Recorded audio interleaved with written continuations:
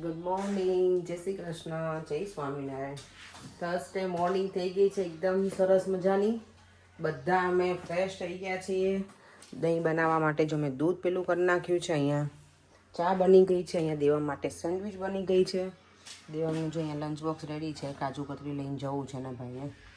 એને નથી જવું એકચ્યુઅલી, પણ મેં કીધું કે તું લઈને જા. ગયા થર્સડે છે ને ઇન્ડિયામાં હતા, મારા મમ્મીના ઘરેથી અમારા ઘરે જવાનું હતું. મારે પિયર પક્ષમાંથી સસુર પક્ષમાં 1 વીક થઈ ગયું. ટાઈમ એટલો ફટાફટ જાય છે ને. અને સેટરડે તો અમે ત્યાંથી પણ નીકળી ગયા હતા, એટલે ટાઈમ જસ્ટ આમ ભાગે જ છે. જો અમારા કાનાજીના દર્શન, રાધે કૃષ્ણ, સ્વામિનારાયણ ભગવાન.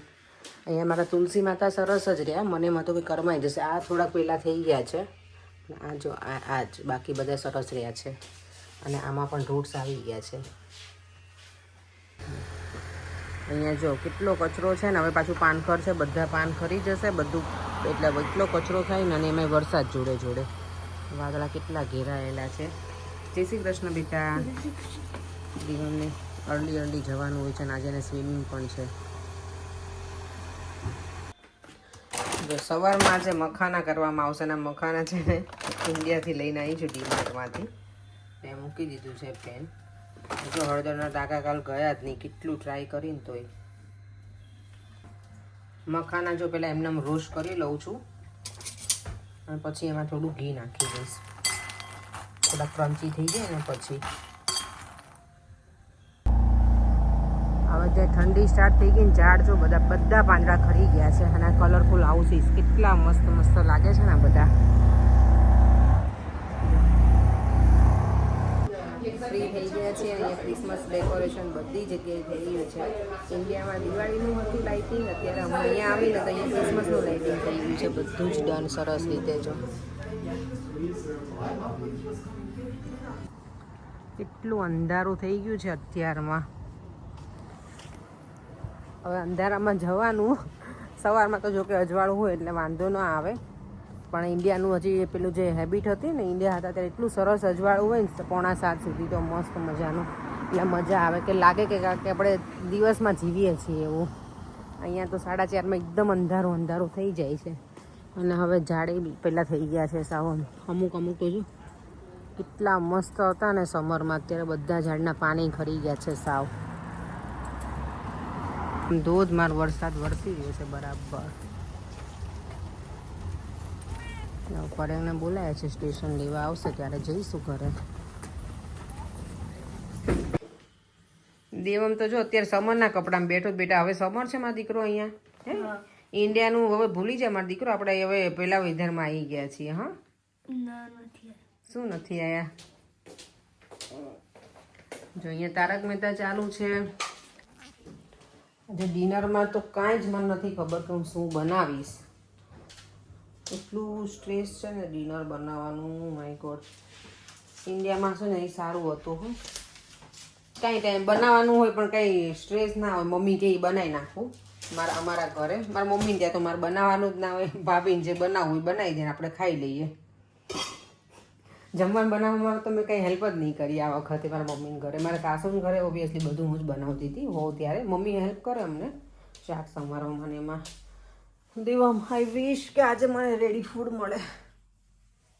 તો મંગાવ કંઈક બહારનું બેટા હવે નથી ખાવું. હમણાં આપણે બહુ ખાઈને આવ્યા ને આખું. પછી આખો for the next 3.5 months કશું છે. હવે શું ખાઈશું અત્યારે? પિઝા. ના પીઝા ને એવું કશું લાવવાનું જ નથી અત્યારે. નો મોર પીઝા, નો મોર નથી. પાસ્તા બનાવો પણ આજે કેપ્સિકમ નથી બેટા. હવે ડેડી અત્યારે લેવા ના મોકલાય તો ડેડી એંગ્રી થાય. તો પછી શું કરીશું? જો દેવમ તારે જ્યારે એન્ડ ટાઈમે તને બધું યાદ. પાણીની બોટલ ચાલે? Seal pack? કેમ? પેલું આખું જ્યુસ કેવું તો એ લાઈને એમાં હું પેલું નાખી દઉં રોઝ સિરપ તો ચાલે? કેમ? કઈ મજાક કરો દેવમ સાથે. મમ્મા ઓનેસ્ટલી યાર, મમ્મા હું 5 દિવસથી એવું કેવું છું તમને. મને તો કીધું નથી. યુ આર સચ અ લાયર. હું દીદીને કેવું છું પણ એ કહે છે કે મમ્માને બોલા. એટલે બધું મમ્માને જ કરવાનું બેટા. હમણાં લઈ આવી આપશે અહીંયાથી બેટા ને ટેસ્કોમાંથી કે એમાંથી લીડરમાંથી ગમે તે જ્યુસની બોટલ જ લાવવાની છે ને. હા વાંધો નહીં. પેલું કયું લાવવાનું? ફ્રૂટ શૂટ ચાલે કે એ ના ચાલે? ના તો બહુ નાની છે. એ બહુ નાની છે. પેલું તમને ખબર આમ બ્લેક કરન્ટ એવું કંઈક બોટલ એ તો બેટા એટલી મોટી થોડી લઈને જવાની હોય. એવું હોય. એવું હોય. હા હા તો પરે દેવની ફરમાઈશ આવી છે સ્કૂલમાંથી લઈને જવાનું જ કશું જ્યુસની બોટલ કે એવું સીલ પેક તો તમારે લઈ આવી આપવી પડશે. મને ઈમેલ આવ્યો તો જ્યુસની બોટલ ભરેલું હોય જ્યુસ. ભરેલું જ્યુસ આમ કેમ આંખો એમ થાય છે. અત્યારે લેવા જવાનું. હા હું ક્યાંનું કેવું છું તમને હવે. લે. I don't care. લઈ આવી આપશે ડેડી બેટા. શું છે આજે ડિનરમાં? ડિનરમાં જો કેટલી માથાકૂટ યાદ તો વિચાર્યું પછી છેલ્લે વઘારેલી ખીચડી બનાવું છું ઘરે. વઘારેલી ખીચડી ફરીથી? ક્યાં ફરીથી આયા પછી ક્યાં બનાવી છે આપણે? નહીં.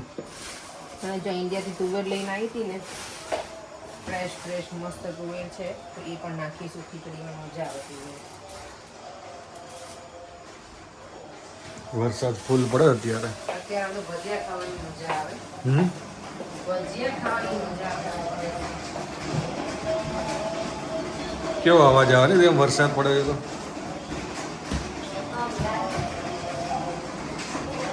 કોને ચાલે છે?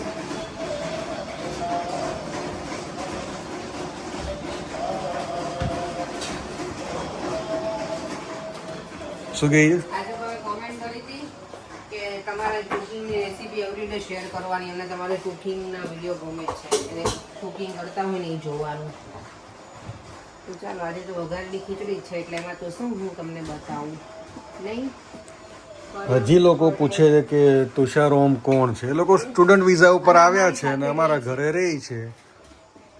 લોકો વિડીયો છે ને તમે લોકો પૂરો નથી જોતા એટલે તમને લોકોને ખબર નથી. ના ઘણા લોકો નવા આવતા હોય ને એ લોકો. અને ના ઘણા લોકો આખો વિડીયો ના પણ જોતા હોય સ્કીપ કરીને જોતા હોય ને તો ના ખબર હોય ને. અને આપણે ત્યાં જ રહી છે નિકોલ બાજુ જ નહીં. હા ત્યાંના જ છે નિકોલના જ બધા. ડિનરમાં જો વઘારેલી ખીચડી બનવાની છે. કુકર હવે વિસલ બોલે એટલે આપણું ખીચડીનું કુકર ડન. ચલો ખીચડી બને છે ને ત્યાં સુધીમાં હું ફટાફટ મારું બીજું કામ પતાવી દઉં. હજી કુકરને ઠરતા વાર લાગશે ઠંડુ થતા નહીં મળે. દેવમ બોલો ડાઇનિંગ ટેબલ ઉપર આવું કોણ કરે આમ જો. દેવામાં જો ક્રિસમસ હવે નજીક આવી ક્રિસમસનો નાઇટ ડ્રેસ પહેરવાનું શરૂ કરી દીધું. બેઠા બેઠા છે ને કોમેન્ટ રીડ કરતી હતી તો કોમેન્ટ છે રાજેશ થકણ એમનું છે આઈડી કે 10K માટે કોંગ્રેચ્યુલેશન્સ અને નેક્સ્ટ ટાઈમ કે તમે આવો ને ઇન્ડિયા ત્યારે મુંબઈ આવજો અને સ્પેશિયલી પાછું લખ્યું છે પિન્ટુભાઈ કે તમને સરસ શોપિંગ કરાવીશ એમ. તો થેન્ક યુ. હું પરેંગને કહીશ અને લગભગ તો કોમેન્ટ વાંચી જશે પણ નહીં વાંચી હોય તો હમણાં હું ઉપર જાઉં પછી કહું એ તો બધા સુવા જતા રહ્યા છે.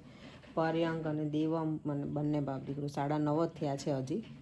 હું હવે વિચારું છું કે હવે અમે પણ સુવાનો આરામ કરીશું. જઈએ બેડરૂમમાં થોડા ફ્રેશ થઈએ અને થોડા લમલેટ થઈએ. હવે આખો દિવસના એમને ઊભા અને બેઠા ને એવા હોઈએ ને તો થોડી વાર એવું થાય કે ભાઈ એકદમ મસ્ત સ્ટ્રેટ સૂવું છે એવું. અને આજે મારી ફ્રેન્ડ છે ને એનો મેસેજ હતો મને ઇન્સ્ટાગ્રામમાં કે તું ઇન્ડિયા જઈને આવીને તો તું થોડી જાડી થઈ ગઈ છો એવું.